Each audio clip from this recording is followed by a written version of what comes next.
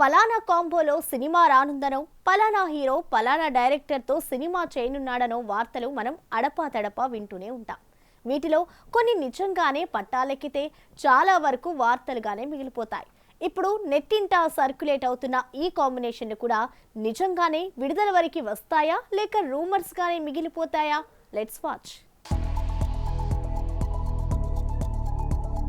గోపీచంద్ హీరోగా పూరి ఓ సినిమా చేస్తున్నారని, అది కూడా గతంలో చేసిన గోలీమార్కి సీక్వెల్ అన్న వార్తలు వినిపించాయి. అయితే ఇక్కడ గోపీచంద్కు హిట్ వచ్చి చాలా సంవత్సరాలు అవుతోంది. అలాంటి ఈ ఇద్దరి కాంబినేషన్ అంటే వార్తల్లో ఉంటుంది తప్ప వాస్తవ రూపంలోకి రావటం అంత ఈజీ అయితే కాదు.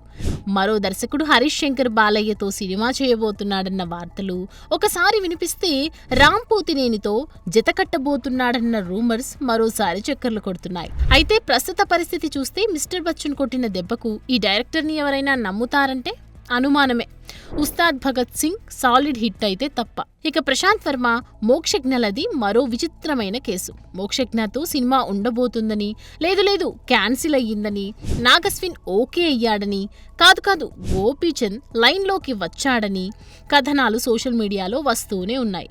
మరి అది కాదు అసలైన నిజం. ఇదేనంటూ ఆ వార్తలకి మేకర్స్ ఎప్పుడు ఎండ్ కార్డ్ వేస్తారో చూడాలి. For more videos like this, subscribe Big TV channel.